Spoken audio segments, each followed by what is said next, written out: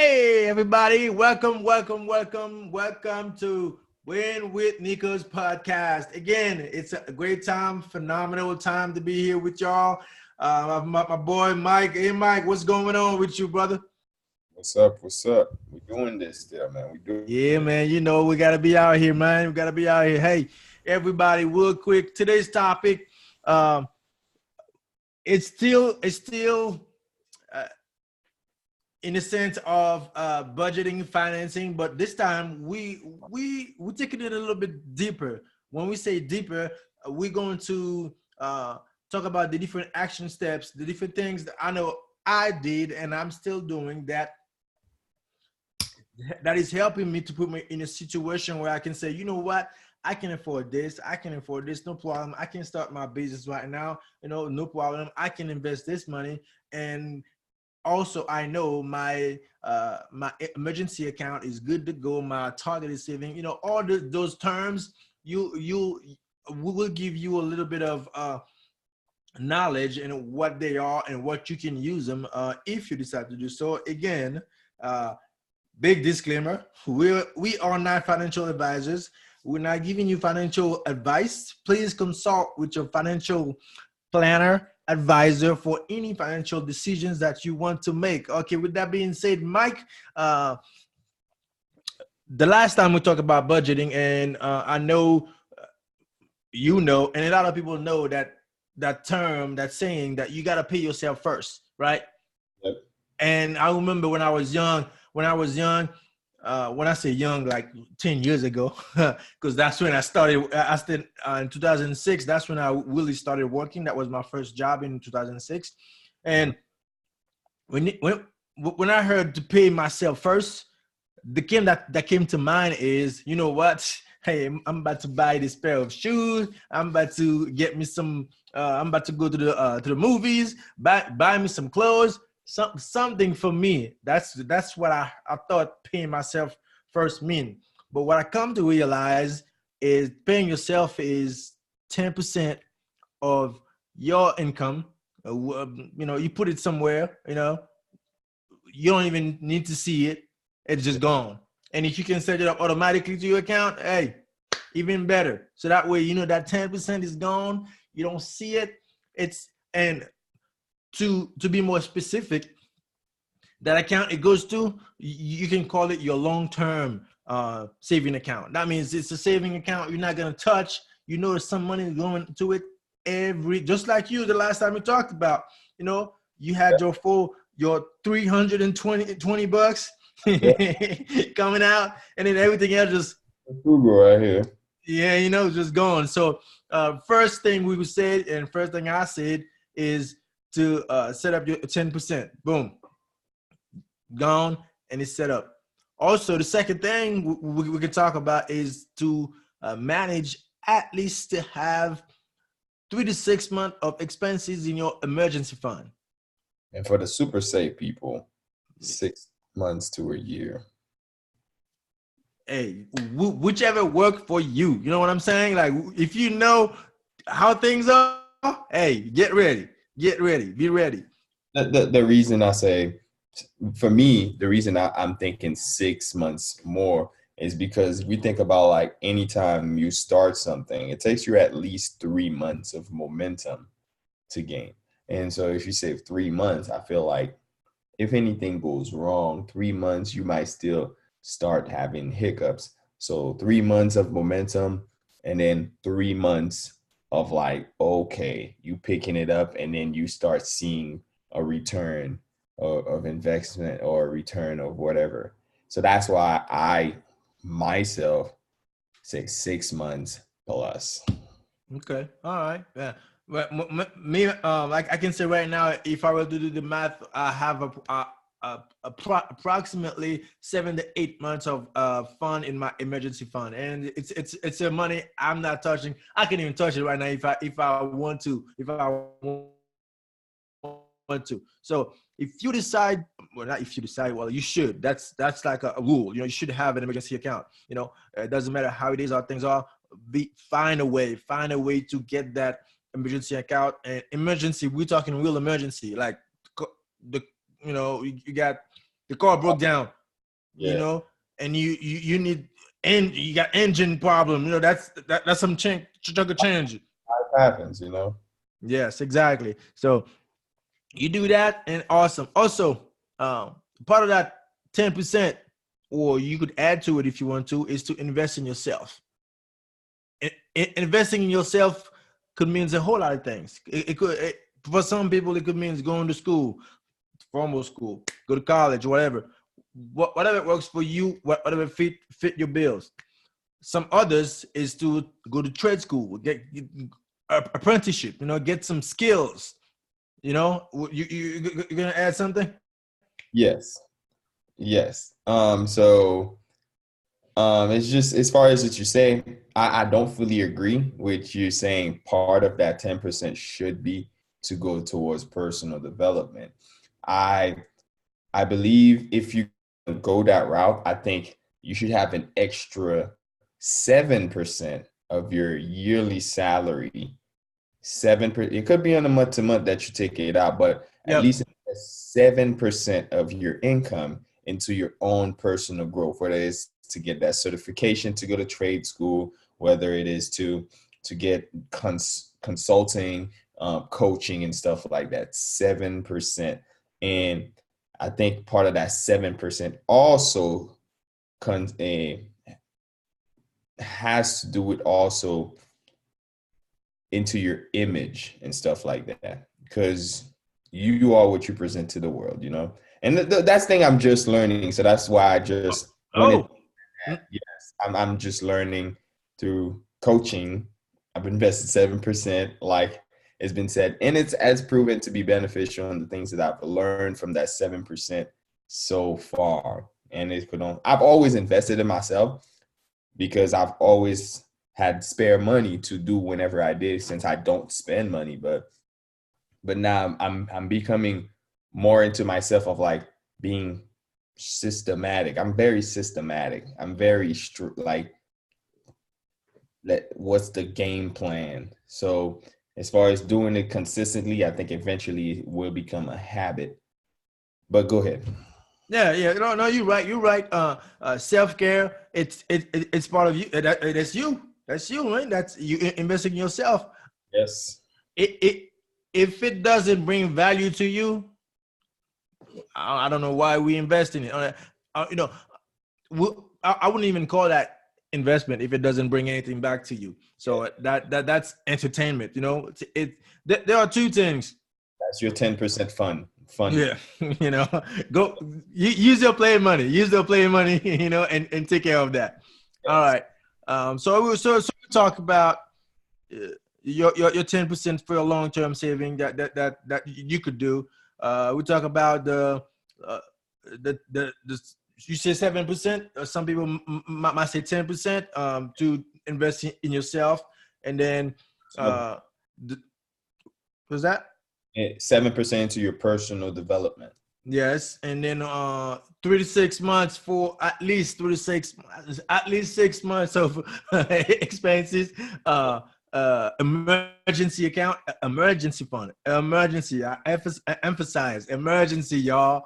Emergency, not because the fresh J's just dropped. Let me go get that. Yeah, that's No, it's right. not an emergency. Yes. Now, one one other preparation you could do. Now, this one you can't really be too. What's the word I'm looking for? You can be go crazy. You can go crazy with this one. It's called survival fund. It's like a survival preparation. You never heard of that? No, no, no. Survive. It's like you. I'm sure there's still this show airing on TV right now called Doomsday Preppers. Doomsday Preppers, man, they have like underground basement. They're full of dry beans. Like they're ready. You know, they're ready. Uh, so survival preparation. So have some dry goods ready just in case there's a natural disaster. You know, everything. Don't go crazy on that. Just have something in the pantry for you to help you out. And Are then you, are you talking about like for like let's say hurricanes happen and stuff, like destroy your home and stuff like that? Kind of, sort of, kind of, sort of, yeah. Kind of, sort of, yeah. Some people do have it, man. Explain more than that. I'm confused, so you're gonna have to give me more information on this. All right, let's just say okay. Let's just say okay. So if you buying gallons of water like every week or so, so be sure to have at least like 5 gallons of something ready. You always Oh, okay. dry beans, dry good, non-perishable items, food. I have some. What's that? Veteran in you talking right now. I mean, look, hey, look, man, look. Yeah. But Name for it, like I got you. yes, Like that. survival preparation. Yes, so you just have a little something on hand, so just in case you get blacked out or locked out of your house. I mean, in your house. Oh, okay, so we're moving on. The next thing is what we call the long term. Well, we'll talk about the long term, like targeted saving. A targeted saving. I call it is. I'm going to the mall, walking through the mall, window shopping, but I saw this 3-piece suit. I mean, I love them, but they're like $300. That's regular price, not sale. Cause sale it goes out real quick. $300. I'm like, oh man, I don't have $300. I got $150. So you know what? I set up a targeted account, and then every month or every paycheck, 2 times, whatever, I put a little something in there. When I get that 300, okay, this is the money. Boom, let me go get my suit. Targeted saving account. So that means you got an account. You can set up however you want, 5%, 10%, 2%, whatever, however you want. So you just throw some money in there just in case there's something you really need. So that way you don't have to rely on that credit card, which you can use for emergency. Like, oh, I got the credit card. Let me swipe. No. Use your targeted because you got your money for that. You set it up for that. Just in case you want something you want to please yourself or watch, whatever the case may be. Use that. What do you think about this one? It was kind of different, Yeah. It's a lot of things that I guess I just do. I just never had a name for them. A name for it, yep. Like I was actually retweaking my budget right before you called me. Yeah. And my budget, I have like a clothing allowance. Yeah. Yeah, so targeted expense. I didn't know that was for it. Now I do know. There you go. You're welcome. All right. Now, if you are following us, real quick, we started with the long-term saving, investing in yourself, 10%, 7%, however you want, and we talk about targeted saving. You can see that's all the money that you're earning from your income, the earned income. That's you. It's all your money. That's all you. Okay, that means we're not talking about anything to go out there investing yet, because it's all safe. It's all for you. Now, the next thing we can do is that's when we talk about, okay, let's diagnose. Let's look at the bonds, CD. The mutual funds. It's like pretty kind of safe, but pretty safe. Pretty safe. Not very, not risky at all. Pretty safe. Not a lot of return, but hey, it's something. Now you can start experiencing with those, and then of course, as you earn more money, as you're getting more, you can look at the next step, which is stocks, bonds, which is a little bit riskier, but still the volatility it's like you getting there, until you get to speculation where you got your best friend to come to you like, hey man, I got this great business idea, man. I need some change. Now we're talking speculation. Was that Active investments?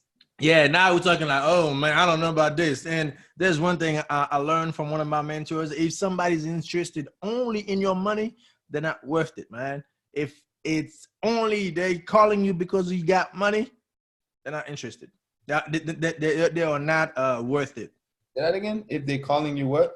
If they're calling you because only you have money, because once you start earning money, whatever business you're doing, you start getting successful, you're gonna get a lot of calls. You know what I'm saying? And calling me like I'm rich. I'm like, I'm broke. I do help a lot of people though. That's why I enabled it. I stopped. I try to stop. Yeah. I have a donation fund, so once I run out of it, I ain't got it. Oh, donation fund. Look at that. I didn't have that. Oh, that's part of charity. Yeah, charity, theater. Yes, awesome. Um, yeah. So as you get in, as you're getting more money, you're earning more money. You can start thinking about venture capitals. Inventions, startups. But no, you have to know pretty well, because once you start investigating those environment, those money, it's like very risky. So you might cash in. At the same time, things might go south, and you're like, ooh, I don't know. But anyway, so this is just a little bit the layout to what you could do with your earn money. Uh, Basically, start with yourself. Um, Filling out the backbone, savings, long-term saving, invest in yourself, learn, get some skills, and so that way you can be very marketable in the world. So that way you can earn more money. Yeah. Yeah. So I don't know, man. Is there anything you want to add to the little bit that we shared today, man? We definitely gonna have to give them a summary of what we tell them. But everything you said is like it's things is like it's important for people to know. It's like some people just how like I said I was just doing these things and I didn't know there was a name for them. But a Mm-hmm. lot of people like I've realized a lot of people are not as financially disciplined as I am. I thought this was just normal, but it's not. But I do notice whatever you saying right now, a lot of people need to hear this because to know these things and start applying them, it's important because a lot of people are just doing the wrong things. And then that has like compounding interest on it too. Like just like you said, I was like, oh, I want to do this, but I don't have the money, but I have my credit card. Why? What purpose does it serve? Do you have like are you doing it for credit purposes to build up credit, or are you just swiping it because you have it? Because I know a lot of people do that. People have like a lot of credit card debt. It's like, why?